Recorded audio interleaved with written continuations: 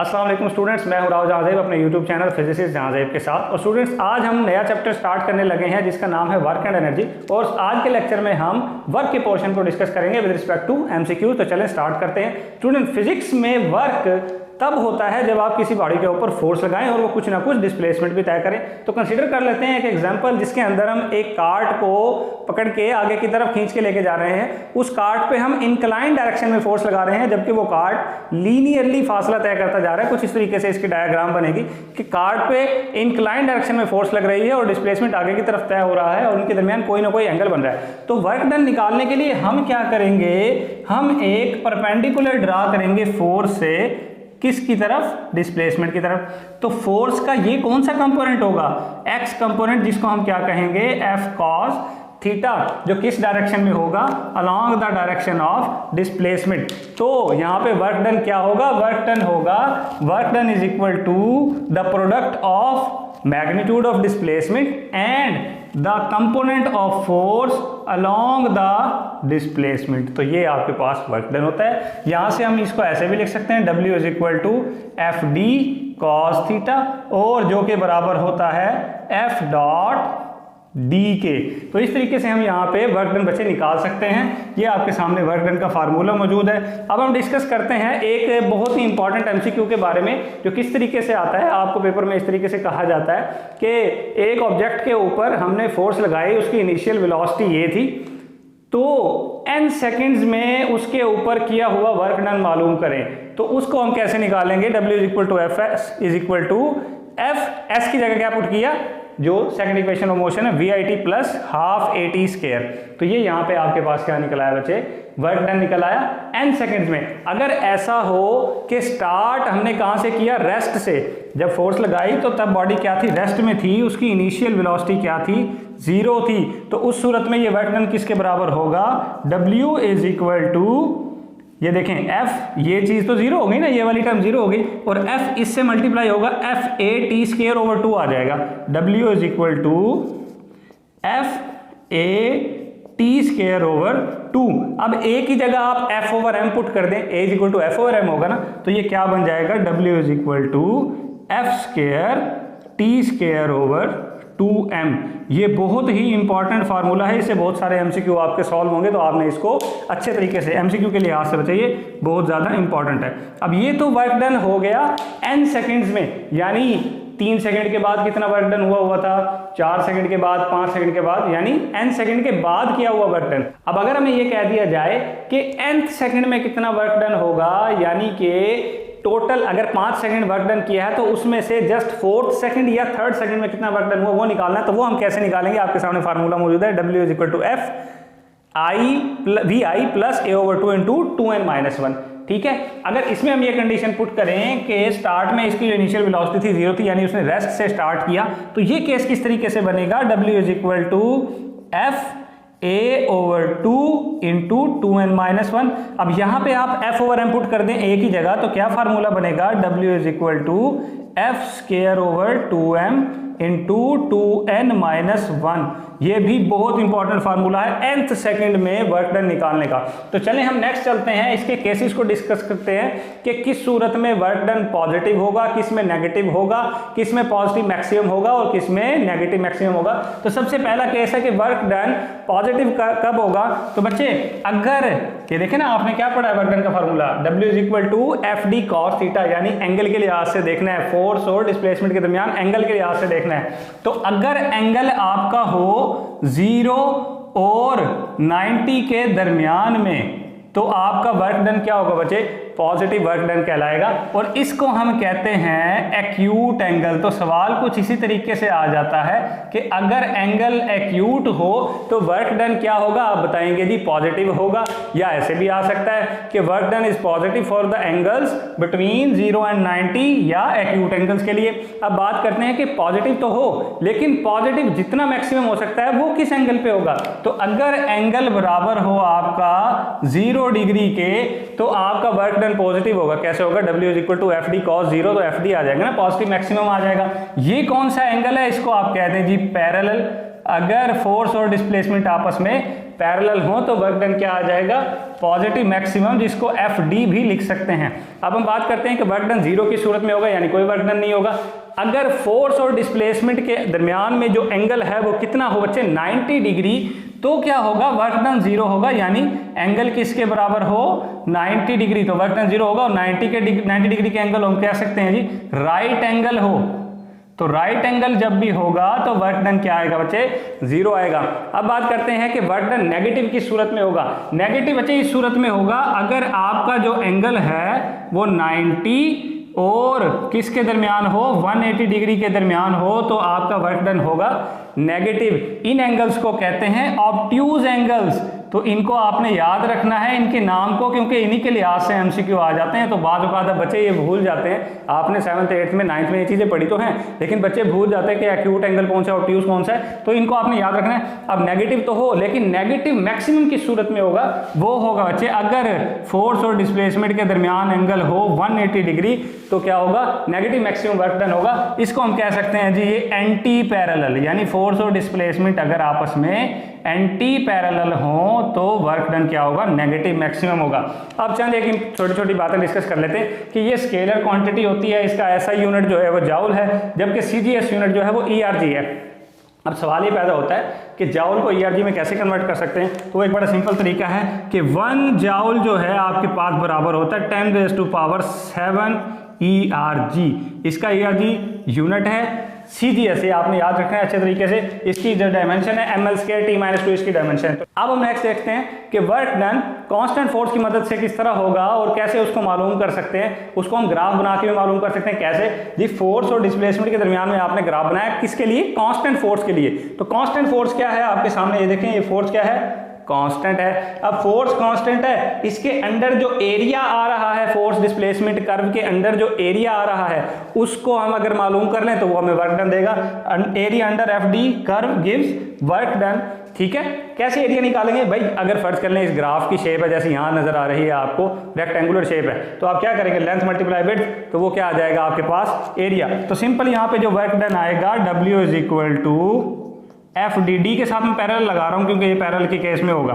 तो बच्चे अब तक हमने जितने फार्मूलाज पढ़े हैं वो work done under constant force हैं, यानी कि अगर कांस्टेंट फोर्स लग रही हो, स्ट्रेट लाइन में फासला तय हो रहा हो, तो ये फार्मूला लग सकते हैं। लेकिन अगर वेरिएबल फोर्स लग रही हो, फोर्स कांस्टेंट ना हो, तो फिर ये केस लगेगा। ये केस क्या कहता है कि अगर फोर्स वेरिएबल है तो फोर्स डिस्प्लेसमेंट कर्व से आप वर्क डन नहीं निकाल सकते। तब आपको ग्राफ किन दो क्वांटिटी के दरमियान बनाना पड़ेगा, F cos थीटा और D के दरमियान, और area under F cos theta D curve आपको क्या देगा, वर्क डन। उस सूरत में आप क्या करेंगे कि अगर एक ऐसा पाथ है जिसपे फोर्स कांस्टेंट नहीं है, तो उस पाथ को आप छोटे छोटे पोर्शंस में डिवाइड कर लेंगे और क्या कहेंगे, फर्ज करेंगे कि उन छोटे पोर्शंस में जो वर्क डन यानी जो फोर्स है वो क्या है, कांस्टेंट है। तो फर्ज कर लें यहाँ पे हमने क्या कर लिया, डिवाइड कर लिया delta D1, delta D2, delta DI और डेल्टा DN तक उस पूरे पाथ को छोटे छोटे पोर्शन में डिवाइड कर लिया। तो डेल्टा D1 में जो फोर्स थी वो F1 cos थीटा 1 थी, डेल्टा DI में Fi cos थीटा I थी, डेल्टा DN में Fn cos थीटा n थी। तो अगर इन तमाम पोर्शंस के वर्क डन को ऐड कर दिया जाए तो टोटल वर्क डन निकलेगा। कैसे जी, हम इसको लिख भी सकते हैं W = F1 cos theta 1 delta D1 plus so on करके Fn cos theta n delta DN। अब हम क्या करेंगे, इसको समेशन के फॉर्म में लिख लेंगे ताकि हमारा फार्मूला क्या हो जाए बच्चे, सिंपल हो जाए। तो कैसे लिखेंगे, टोटल वर्क डन = लिमिट लगाएंगे डेल्टा D अप्रोचेस टू 0। क्यों कहेंगे, क्योंकि डेल्टा D यानी वो डिस्प्लेसमेंट जो छोटे छोटे पोर्शन है वो इतने छोटे होने चाहिए कि उसमें लगे भी सही के जी फोर्स वाकई तकरीबन कांस्टेंट है। तो क्या आ जाएगा F, इसके बाद आप समेशन लगाएंगे, समेशन I = 1 से लेके n तक, ठीक है। और I आप किसके साथ लगा रहे हैं, इन तमाम वेरिएबल के साथ, Fi cos theta I DI। तो ये आपके पास बच्चे वर्क डन आ गया ड्यू टू वेरिएबल फोर्स। अगर वेरिएबल फोर्स है तो F cos थीटा और D के दरमियान ग्राफ प्लॉट करना पड़ेगा और उसका एरिया आपको क्या देगा, वर्क डन। ठीक है, तो नेक्स्ट देखते हैं work done by conservative force. क्या है जी कंजर्वेटिव फोर्स? ऐसी फोर्स जिसकी वजह से work done in a complete closed path in a round trip is equal to 0।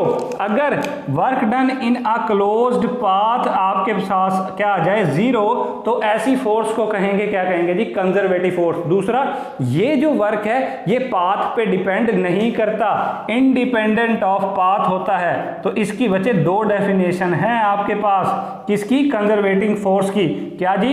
Independent of path हो और इसके साथ साथ work done in a closed path क्या हो? 0 हो। अब इसको कैसे देख सकते हैं? आपके सामने एक डायग्राम बनी हुई है, तवज्जो करनी है। यहां पे एक ऑब्जेक्ट रखा हुआ है, इस ऑब्जेक्ट के पास यहां पे पहुंचने के 3 रास्ते हैं। एक तो ये किस रास्ते से जाए? ORQ, दूसरा OPQ या OCR, इस तरीके से जाए। अगर ये कंजर्वेटिव फोर्स है तो वर्क डन सेम होगा इन तीनों रास्तों से जाने का।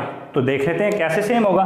तो बच्चे यहां से अगर आप लेके जाते हैं, पहले इस ऑब्जेक्ट को यहां लेके जाना पड़ेगा, फिर ऊपर लेके जाना। अगर वो फर्ज कर लें O से R की तरफ जा रहा है, O से R की तरफ जाते हुए उसका जो वेट है, वेट तो क्या होता है? हमेशा डाउनवर्ड होता है। वेट की फोर्स, ये फोर्स है तो हमने यहाँ पे वेट कह दिया, वेट डाउनवर्ड होगा, जबकि डिस्प्लेसमेंट राइट साइड पे है। तो इनके दरमियान एंगल क्या हो गया? 90 डिग्री का, और 90 डिग्री पे वर्क डन क्या होता है? 0। तो इस पोर्शन में तो कोई वर्क डन होगा नहीं।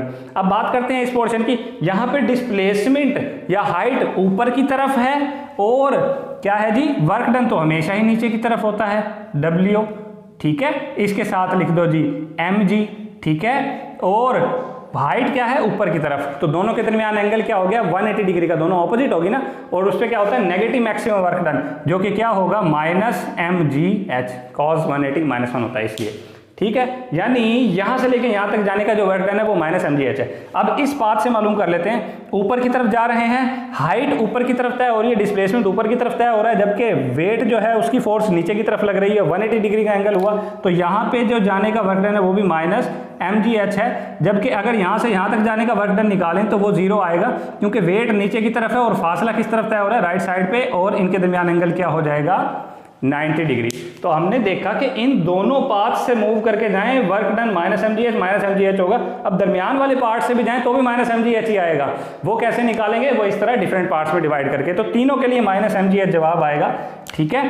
अब बात ये कर लेते हैं कि जो हमने कहा कि work done in close path 0 है, तो क्लोज पाथ 0 कैसे आएगा? अब क्लोज पाथ की बात कर लेते हैं। 0 मालूम करते हैं जी कि हमने कौन सा क्लोज पाथ लिया। ये एंटी क्लॉकवाइज, इस तरह गया, ऊपर गया, P पे आया और O पे आया। तो ये कंप्लीट वर्क डन निकालना है, तो जरा देखें निकालते हैं। तो टोटल वर्क डन जरा देखें, O से R तक का वर्क डन हम निकाल चुके थे, क्या है? 0, ठीक है। और R से Q का क्या निकाला था? -mgh, ठीक है। और प्लस Q से P तक, देखें Q से P तक डिस्प्लेसमेंट ऐसे x एक्सिस पे तय हो रहा है और वेट नीचे की तरफ है, परपेंडिकुलर है 0, ठीक है। और अब देखें बॉडी ने P से O की तरफ आना है, यानी बॉडी ने डिस्प्लेसमेंट भी नीचे की तरफ कवर करना है और इस पे वेट की फोर्स भी नीचे की तरफ लग रही है। तो ये आपस में पैरेलल हो गए। पैरेलल हो तो पॉजिटिव मैक्सिमम होता है, यानी F की जगह mg और D की जगह h। तो ये क्या हो जाएगा? Positive mgh। तो -mgh और +mgh, तो वर्क डन किसके बराबर आ गया बच्चे? 0 के। यही तो हमने कहा था कि कंप्लीट क्लोज पाथ में या राउंड ट्रिप में वर्क डन क्या आए? 0। तो इसलिए हम इसको कहते हैं कंजर्वेटिव फोर्स। तो चलें बच्चे, अब हम डिस्कस करते हैं इसकी कुछ एग्जांपल्स के बारे में। अब एग्जांपल के लिए आज से हमने एक छोटी सी टेक्निक बना रखी है, जैसे आप कहते हैं जी ECG, ERG, उसी तरीके से कंजर्वेटिव फोर्सेस के बारे में हमारी टेक्निक क्या है? EEG, यानी इनसे क्या नाम बनता है? E से इलेक्ट्रिक फोर्स, E से इलास्टिक स्प्रिंग फोर्स और G से ग्रेविटेशनल फोर्स, ठीक है। तो EEG आपने याद रखना है। अगर इन तीनों में से कोई भी फोर्स आए तो आपको नाम पता चल जाएगा कि जी EEG, इनमें से कोई फोर्स आई है जी, ये कंजर्वेटिव फोर्स है, ठीक है। इसी तरीके से अब अगर हम बात करें जी नॉन कंजर्वेटिव फोर्स कौन सी है, वो इसकी ऑपोजिट है कि उसमें क्या होगा कि work done in a close path 0 के बराबर नहीं होगा, उसको नॉन कंजर्वेटिव फोर्स कहेंगे। और नॉन कंजर्वेटिव फोर्स की एग्जांपल्स आपने कैसे याद करनी है? जैसे आप किसी को कह देते हैं उसको गर्मी लग रही हो जी, आप जो है ना फांटा पी लो, ठीक है। तो यहाँ हमने क्या एग्जाम्पल लगाई है? फांटा पी, ठीक है। फांटा पी, टी के आगे बस आपने ए नहीं लगाना, बाकी वही है फांट पी। तो ये जो है आपने शॉर्टकट याद रखना है, F से फ्रिक्शनल फोर्स, A से एयर रेजिस्टेंस, N से नॉर्मल फोर्स, T से टेंशन की फोर्स और P से प्रोपल्शन ऑफ मोटर की फोर्स। ये आपने याद रखना है। यानी वो ऐसे दे देते हैं जी, which of the following is non conservative force. ठीक है, तो आपके पास ऑप्शन में अगर आपको पता होगा जी हमारा ये शॉर्टकट है, तो आपको पता चल जाएगा जी इनमें से कौन सी नॉन कंजर्वेटिव फोर्स है। करेक्ट ऑप्शन आप लगा सकते हैं। अब मैं आपसे एक बहुत ही इंपॉर्टेंट बात करने लगा हूं, जो कि क्या है बच्चे, जब भी कंजर्वेटिव फोर्स की वजह से वर्क डन होता है तो वो बॉडी में पोटेंशियल एनर्जी के तौर पे स्टोर हो जाता है। लेकिन यहां पे क्या है असल मसला, कि जब भी वो वर्क जो कि कंजर्वेटिव फोर्स की वजह से हुआ है, एफ कंजर्वेटिव की वजह से जो वर्क डन हुआ है, अगर वो पॉजिटिव हो तो आपकी पोटेंशियल एनर्जी क्या करेगी, डिक्रीज करेगी। इसकी मैं बताऊंगा, वजह भी बताऊंगा कि कैसे पोटेंशियल एनर्जी डिक्रीज करेगी। ठीक है, अगर कंजर्वेटिव फोर्स की वजह से पॉजिटिव वर्क डन हो रहा हो तो पोटेंशियल एनर्जी क्या करती है, डिक्रीज करती है। और इसी तरीके से अगर कंजर्वेटिव फोर्स की वजह से वर्क डन जो है वो नेगेटिव हो रहा हो तो आपकी पोटेंशियल एनर्जी इंक्रीज करेगी। ठीक है, इससे हम क्या कर सकते हैं, इससे हम कह सकते हैं जी एक बड़ा इंपॉर्टेंट फार्मूला बन जाता है हमारे पास, जो कि क्या है कि work done is equal to negative of potential energy. ठीक है, यानी इनका ऐसा रिलेशन है कि एक चीज पोटेंशियल, एक चीज पॉजिटिव हो तो दूसरी क्या होगी, नेगेटिव होगी। अब ये कैसे है, देखें बच्चे, आप क्या कर रहे हैं, एक ऑब्जेक्ट को ऊपर की तरफ लेके जा रहे हैं। जब आप उसको ऊपर की तरफ लेके जा रहे हैं, डिस्प्लेसमेंट ऊपर की तरफ तय हो रहा है, जबकि वेट की फोर्स नीचे की तरफ लग रही है, तो फोर्स और डिस्प्लेसमेंट के दरमियान क्या एंगल है, 180 डिग्री, यानी नेगेटिव वर्क डन हो रहा है। अब ऊपर लेके जाने में वर्क डन तो नेगेटिव हो रहा है, लेकिन पोटेंशियल एनर्जी क्या कर रही है, बढ़ती जा रही है। यही तो हमने क्या है, जब वर्क डन नेगेटिव होगा पोटेंशियल एनर्जी बढ़ेगी। अब इसके ऑपोजिट बात करें, अगर ऊपर से नीचे की तरफ हमने छोड़ा इसको, तो जब ये नीचे की तरफ आ रहा है तो डिस्प्लेसमेंट भी नीचे की तरफ तय कर रहा है, जबकि इसके ऊपर वेट की फोर्स भी नीचे की तरफ लग रही है। एंगल क्या हुआ, 0 डिग्री, यानी वर्क डन क्या होगा, पॉजिटिव। उस सूरत में क्या हो रहा होगा, नीचे आते हुए पोटेंशियल एनर्जी डिक्रीज कर रही होगी, क्योंकि हाइट डिक्रीज कर रही है। तो इस बात को आपने अच्छे तरीके से याद करना है। अब चंद एक हम इन दोनों के दरमियान फर्क कर लेते हैं। वैसे मैंने आपको फर्क तो बता दिया है कि work done in a close path अगर 0 हो तो कंजर्वेटिव फोर्स, अगर क्लोज पाथ 0 ना हो तो फिर क्या होगा, नॉन कंजर्वेटिव फोर्स। कुछ और मैं आपको इनके दरमियान डिफरेंस बताने लगा हूं। पहले दो डिफरेंस तो सेम है जी, क्लोज पाथ में 0 हो या इंडिपेंडेंट ऑफ द पाथ हो। ये क्या होगा, क्लोज पाथ में 0 नहीं होगा और ये पाथ पे डिपेंड भी करेगा इसका वर्क डन। लेकिन यहां पे जो मैं आपको बताने लगा मेन बात वो ये है कि कंजर्वेटिव फोर्सेस जो हैं वो वेलोसिटी पे डिपेंड नहीं करती, वेलोसिटी इंडिपेंडेंट होती है, जबकि non conservative forces velocity dependent होती है। दूसरी बात कि कंजर्वेटिव फोर्स की एक बड़ी इंपॉर्टेंट एग्जांपल कि मैग्नेट के दो पोल्स के दरमियान में जो फोर्स है वो क्या है बच्चे, वो कंजर्वेटिव फोर्स है। लेकिन मूविंग चार्ज पे जो मैग्नेटिक फोर्स लग रही होती है वो क्या है, नॉन कंजर्वेटिव है। दोनों ही मैग्नेटिक, लेकिन क्या है, दो पोल्स के दरमियान जो फोर्स है वो क्या है, कंजर्वेटिव। और जो मूविंग चार्ज के ऊपर मैग्नेटिक फोर्स लग रही है वो है बच्चे नॉन कंजर्वेटिव। तो इन चीजों को आपने अच्छे से देखना है, इनसे रिलेटेड एमसीक्यूज करने हैं। ये मैंने आपको छोटी छोटी टेक्निक सारी बता दी हैं, और जब आप इसके एमसीक्यू करने लगेंगे तो ये आपके बहुत ज्यादा काम आएंगे। इससे रिलेटेड अगर आपको कोई क्वेश्चन, कोई क्वेरीज हो तो आप हमें व्हाट्सएप भी कर सकते हैं और हमारे साथ कमेंट सेक्शन में भी रब्ता कर सकते हैं। तो तब तक के लिए अल्लाह हाफिज।